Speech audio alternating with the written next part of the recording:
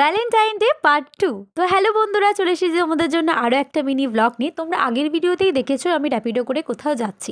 কোথায় এসেছিলাম? অ্যাক্রোপলিস মলে মুভি দেখতে গেছিলাম, আর একটু স্পেন্সার থেকে কেনাকাটিও করেছি।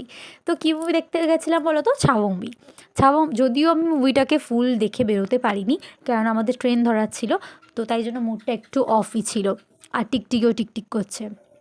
তো তারপরে এই যে বেরোনোর পর আমরা একটু ভিডিও নিচ্ছিলাম, আর অনেকক্ষণ ওয়েট করতে হয়েছে জানো তো, বাস আর অটোর জন্য।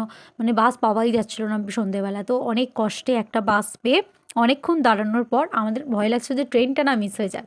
তো যা হোক করে আমরা বাসটা পেয়েই গেছি, আর ট্রেনটাকেও পেয়ে গেছিলাম।